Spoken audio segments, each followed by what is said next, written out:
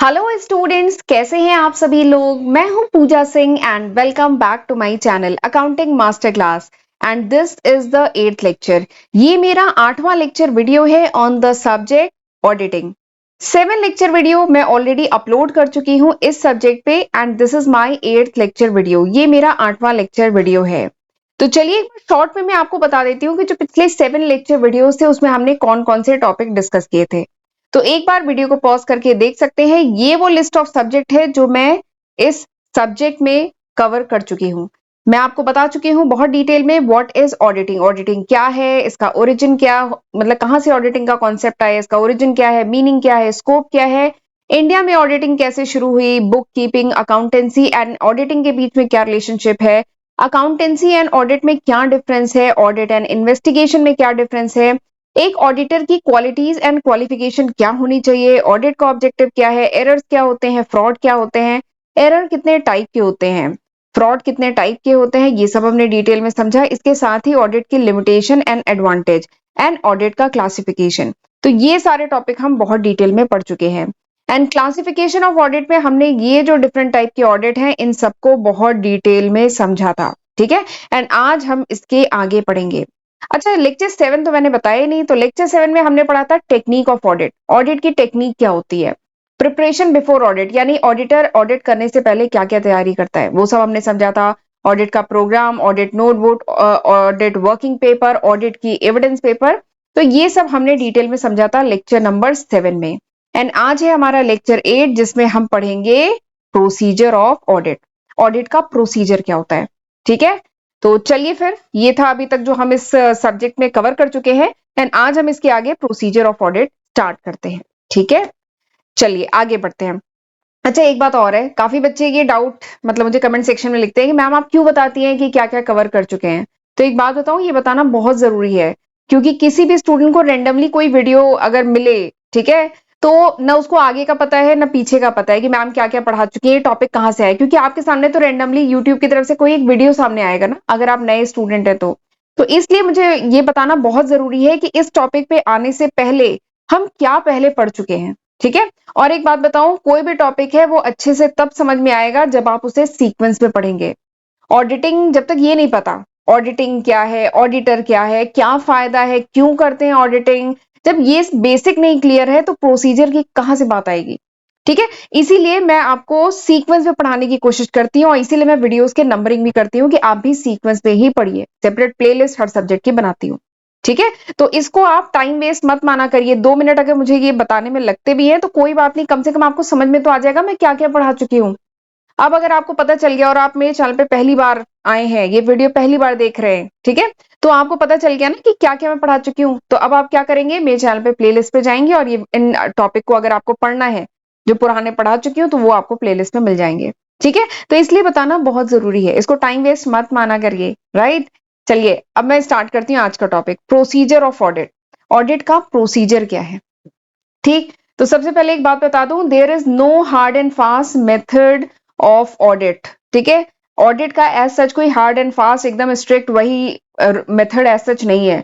ये डिपेंड करता है काफी कुछ, ऑडिटर की एक्सपर्टीज क्या है, ऑडिटर की ट्रेनिंग क्या है, ऑडिटर की इंटेलिजेंस क्या है, उस पर डिपेंड करता है कि ऑडिटर अपना जो वर्क है किस तरीके से प्रोसीड कर रहा है, ठीक है। तो प्रोसीजर ऑफ ऑडिट की बात करूं तो there is no as such hard and fast method या hard and fast step by step ऐसे कोई रूल नहीं है, ठीक है। ये ऑडिटर पे काफी कुछ डिपेंड करता है, बट बेसिक प्रोसीजर क्या होता है वो हम पढ़ेंगे, ठीक है। तो 4 बेसिक मतलब प्रोसीजर है ऑडिट का। सबसे पहला जो प्रोसीजर मतलब है, सबसे पहला कह लीजिए स्टेप है, that is adoption of distinctive tick. पहला क्या है, adoption of distinctive tick, distinctive मतलब अलग टाइप का टिक, ठीक है। तो ऑडिटर जब ऑडिट करता है ना तो क्या यूज करता है, वो डिस्टिंक्टिव टिक ही, डिस्टिंक्टिव मतलब एक अलग टाइप का टिक, जैसे टिक करते हैं ना, अलग टाइप का टिक यूज करता है और वेरियस कलर्स। जब ऑडिटर अपने क्लाइंट की बुक ऑफ अकाउंट को ऑडिट करता है तो ग्रीन कलर की पेन, रेड कलर की, ब्लू कलर की, अलग अलग ब्लैक कलर की, ठीक है, अलग अलग कलर की पेन का टिक यूज करता है, ठीक है, while auditing the book of account of the business. ये वो क्यों यूज करता है, ये बेसिकली इसके पीछे की कोडिंग है। ये जो टिक है अलग अलग कलर के, ये जो टिक है ना, मैंने सारे रेड कलर के टिक किए, जैसे सपोज करिए ये रेड कलर का टिक है, ये आपका ब्लू कलर का है, ये ब्लैक कलर का है, तो ये अलग अलग कलर के जो टिक है ना, इनके पीछे इनका यूज है। ठीक है, हर टिक का कुछ अलग सिग्निफिकेंस है। तो ये ऑडिटर मतलब अपने हिसाब से डिफाइन करता है कि अगर हमने ब्लैक टिक किया है तो इसका मतलब क्या है कि ये जो फाइनेंशियल स्टेटमेंट है इसका हमने मतलब कह लीजिए कास्टिंग चेक कर लिया। कास्टिंग मतलब सम जो है वो चेक कर लिया है। अगर ब्लू टिक किया है तो इसका मतलब हमने कुछ दूसरी पर्टिकुलर चेक इस फाइनेंशियल स्टेटमेंट की चेक कर लिया है।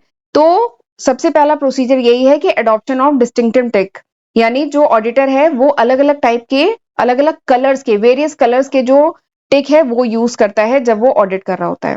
देखिए यहाँ लिखा है auditor use different type of ticks for different purpose. हर टिक का पर्पज अलग है। जैसे वाउचिंग के लिए अलग कलर का टिक यूज करेगा, जब पोस्टिंग चेक कर ली उसका अलग कलर का टिक यूज करेगा, एडिशन अगर चेक कर रहा है या कैरी फॉरवर्ड चेक कर रहा है तो उसका अलग कलर का टिक यूज करेगा। तो ये अगर फाइनेंशियल स्टेटमेंट है और इसमें ब्लू कलर का टिक लग गया है तो शायद अगर ऑडिटर ने ये डिफाइन किया हुआ है कि ब्लू कलर का टिक मतलब वाउचिंग चेक हो गई है, ब्लैक कलर का टिक मतलब पोस्टिंग चेक कर लिया है, और रेड कलर का टिक मतलब एडिशन चेक कर लिया है। ठीक है, तो ये ऑडिटर अपने हिसाब से डिस्टिंक्टिव कलर के टिक यूज करता है जब वो ऑडिटिंग करता है। ठीक, अब एक बात ये है कि ऑडिटर जो होता है ना, अपनी जो टीम है, ऑडिटर जो है उसकी कोई टीम भी होगी ना उसके। देखिए बड़ी बड़ी कंपनीज के ऑडिट करना है तो ऑडिटर अकेले नहीं करता, उसकी टीम होती है जिसमें जूनियर ऑडिटर्स होते हैं। ठीक है, तो ऑडिटर जो है अपनी टीम को क्लियर इंस्ट्रक्शन देता है कि भाई आपको जो क्लाइंट है, क्लाइंट या क्लाइंट के जो क्लर्क हैं जिनके फाइनेंशियल स्टेटमेंट आपको वेरीफाई करने हैं, उनको नहीं बताना है what is the meaning of this tick. ये जो टिक है उसका सिग्निफिकेंस क्या है, अगर हम ब्लू टिक कर रहे हैं तो क्या मतलब है, ब्लैक टिक कर रहे हैं तो क्या मतलब है, रेड टिक कर रहे हैं तो इसका क्या मतलब है, ये नहीं डिस्क्लोज करना है, नहीं बताना है उसे। तो ये ऑडिटर अपनी टीम को क्लियर इंस्ट्रक्शन देता है। ठीक है, तो ये हो गया प्रोसीजर फर्स्ट, मतलब कह लीजिए स्टेप। ठीक, दूसरा क्या है, अगर प्रोसीजर ऑफ ऑडिट की बात करें तो और क्या प्रोसीजर फॉलो किया जाता है, रूटीन चेकिंग। रूटीन चेकिंग, ठीक है। तो चाहे कोई भी ऑर्गेनाइजेशन है, चाहे छोटी ऑर्गेनाइजेशन है चाहे बड़ी ऑर्गेनाइजेशन है, और चाहे ऑर्गेनाइजेशन का कॉन्स्टिट्यूशन किसी भी टाइप का हो, या ऑर्गेनाइजेशन की एक्टिविटीज जो है वो भी किसी टाइप की हो, या ट्रांजेक्शन एक ऑर्गेनाइजेशन में कम ट्रांजेक्शन है एक में ज्यादा ट्रांजेक्शन है, चाहे जितना भी डिफरेंस हो दो ऑर्गेनाइजेशन में, लेकिन कुछ कॉमन रिकॉर्ड्स होते हैं, कुछ कॉमन बुक्स होते हैं, कुछ कॉमन फाइनेंशियल स्टेटमेंट होते हैं जो हर टाइप की ऑर्गेनाइजेशन में होते हैं। ठीक है, तो रूटीन चेकिंग में बेसिकली वही किया जाता है। रूटीन चेकिंग देखिए नाम से ही समझ में आ रहा है, रूटीन यानी जो कॉमन बुक्स ऑफ अकाउंट है उनका नॉर्मल रूटीनली उनको चेक करना, देखना कि वो सही है कि नहीं है, तो वही है रूटीन चेकिंग। तो रूटीन चेकिंग क्या है, checking of the common records and books. जो बिजनेस है, जो क्लाइंट है, उसके कॉमन रिकॉर्ड्स जो हैं और कॉमन बुक्स हैं, ठीक है, इनकी चेकिंग करना। जब ऑडिटर इनको चेक करता है as a matter of routine, यानी रूटीन मतलब डेली बेसिस पे चेक करता है, तो that is called routine checking. ठीक, अब ये जो रूटीन चेकिंग है इसमें चार कह लीजिए इसके फंक्शन है। रूटीन चेकिंग में चार चीजें होती हैं, चार फंक्शन है। सबसे पहला रूटीन चेकिंग में क्या चेक करते हैं, चेक करते हैं कास्ट।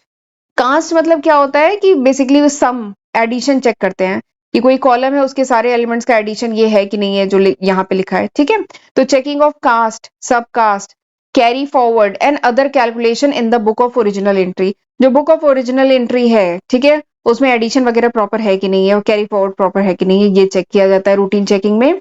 जो भी पोस्टिंग की गई है लेजर में वो सही है कि नहीं है, ये चेक किया जाता है। Checking of cast and balance of various account in ledger. जो भी कास्ट है या बैलेंस है डिफरेंट अकाउंट के, उन सबको चेक किया जाता है। जो भी ट्रांसफर किया जा रहा है लेजर से ट्रायल बैलेंस पे, जो भी अमाउंट ट्रांसफर किया जा रहा है उसको चेक किया जाता है। तो ये सारी चीजें देखी जाती हैं। एंड रूटीन चेकिंग जो होती है can verify the arithmetical accuracy of the entry made in the book of account. Routine checking से जो भी अर्थमेटिकल एक्यूरेसी है, अर्थमेटिकल एक्यूरेसी मतलब अगर कोई कैलकुलेशन में मिस्टेक है, एडिशन सब्सट्रैक्शन मल्टीप्लीकेशन, कुछ कैलकुलेशन में गलती है, तो वो भी यहाँ पे चेक हो जाती है। ठीक है, तो दिस इज रूटीन चेकिंग। लेकिन रूटीन चेकिंग के कुछ फायदे भी हैं, कुछ नुकसान भी हैं। ठीक, इसका फायदा क्या है रूटीन चेकिंग का, रूटीन चेकिंग का फायदा है कि इससे क्या होता है, थॉरोली चेक हो जाता है। जो बुक ऑफ ओरिजिनल एंट्री है वो थॉरोली चेक हो जाती है, और अगर कोई एरर है, कोई गलती है, कोई अर्थमेटिकल एरर है तो वो इजिली डिटेक्ट हो जाते हैं।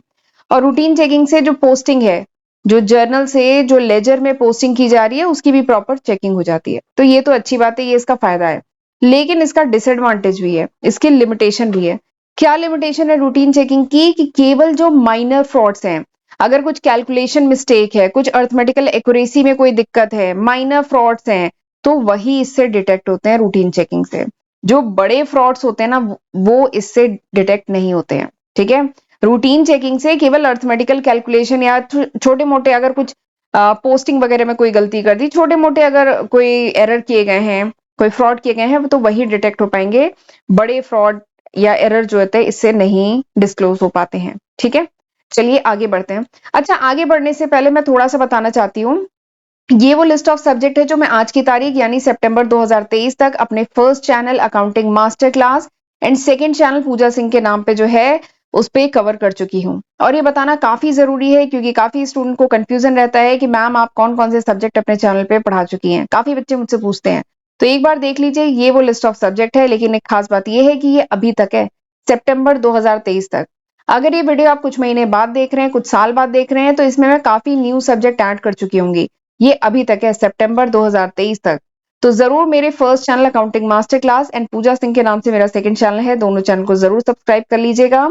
एंड प्लीज मुझे इंस्टाग्राम पे भी जरूर फॉलो कर लीजिए क्योंकि वहां पे भी मैं अपने चैनल से related time to time update डालती रहती हूँ।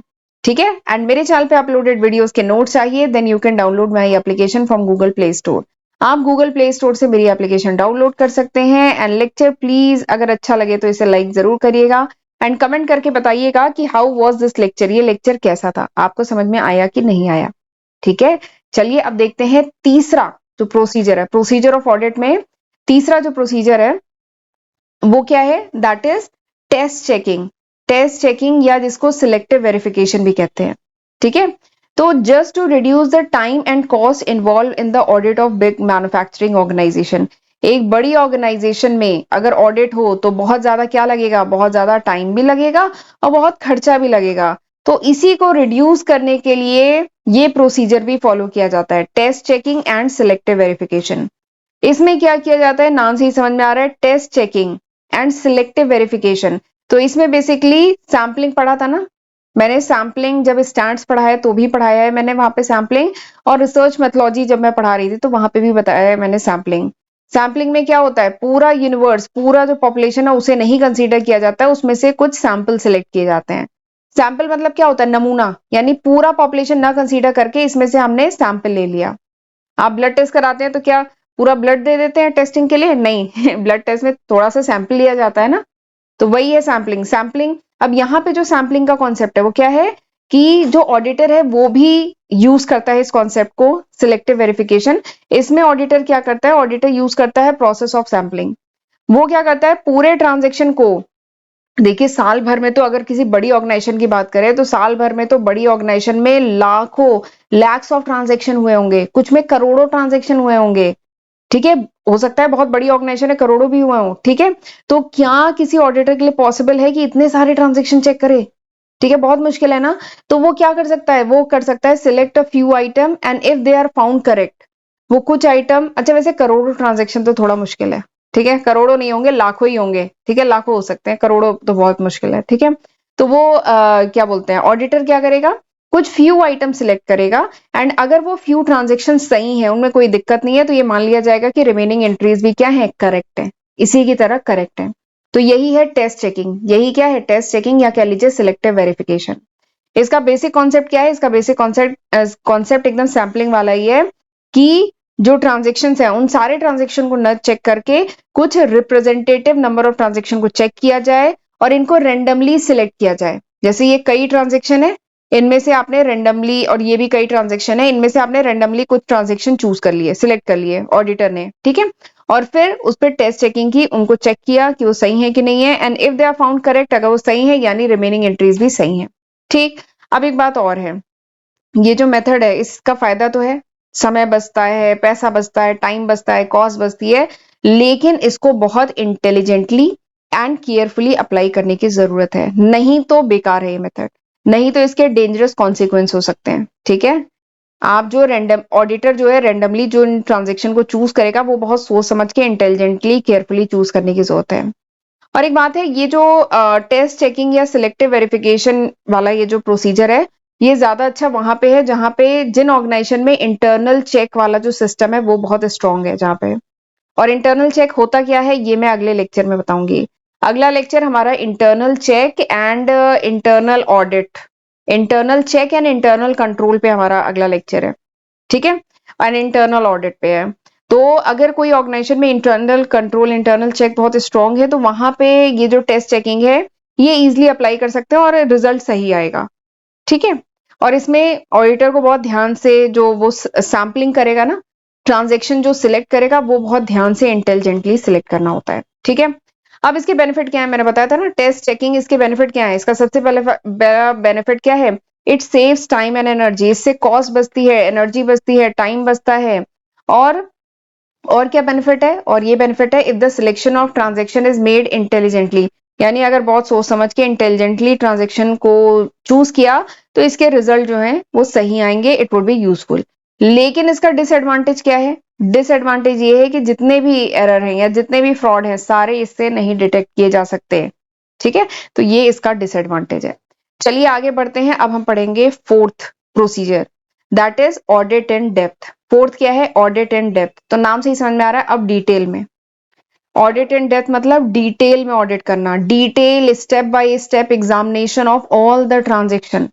किसी ऑर्गेनाइजेशन में जितने ट्रांजेक्शन हुए उनका डिटेल में स्टेप बाय स्टेप हर एक को वेरीफाई करना, चेक करना, starting from the end, starting to end, यानी स्टार्टिंग से लेके अंत तक हर एक ट्रांजेक्शन को डिटेल में चेक करना, that is audit in depth. Comprehensive checking, comprehensive मतलब डिटेल चेकिंग इन्वॉल्व होती है इसमें।